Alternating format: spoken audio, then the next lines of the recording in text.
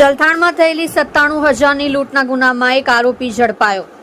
રાત્રિના મિત્ર સાથે બાઇક પર જતા યુવકને આંતરી લૂંટ કરી હતી। કડોદરા જલથાણ રેલવે ગરનાળા નજીક મોટરસાયકલ પર જઈ રહેલા 3 યુવકોએ ચપ્પુની અણીએ 97,000ની મત્તાની લૂંટમાં એકને ખોલવડથી પકડ્યો। પલસાણા તાલુકાના જોડવા ખાતે રહેતા બંધુ રઘુવર યાદવ નાઓ ગત 10મી મેના રોજ તેના મિત્ર દીપક અને સત્યરાજન દાસ સાથે પલસાણા ગયા હતા। આ ત્રણે રાત્રિના 12 વાગ્યા બાદ જોડવા ખાતે જવા માટે નીકળ્યા હતા અને જલથાણ થઈ તાથી થૈયાના આંતરિક રસ્તા પરથી પસાર થતા હતા ત્યારે રેલવે બ્રિજના ગરનાળા પાસે તેમનું મોટરસાયકલ બંધ થઈ ગયું હતું।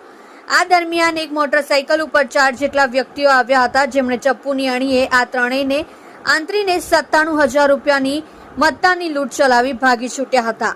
આ ઘટનામાં પોલીસે સીસીટીવી ફૂટેજ સહિતના અન્ય કેટલાક ટેકનિકલ પુરાવાના આધારે આ લૂંટના ગુનામાં કામરેજ વિસ્તારના કેટલાક સ્થાનિકો સંડોવાયા છે તેવી હકીકત મળતા પોલીસે કામરેજ તાલુકાના ખોલવડ ગામે રહેતા 21 વર્ષીય રાકેશ ઉર્ફે બોરકો રાજેશભાઈ રાઠોડને ઝડપી પાડ્યો છે। જો કે અન્ય 3 જેટલા યુવાનો અને લૂંટનો મુદ્દામાલ હજુ સુધી રિકવર થયો નથી। કડોદરા પોલીસે આરોપીની રિમાન્ડ મેળવવા તજવીજ હાથ ધરી રહી છે।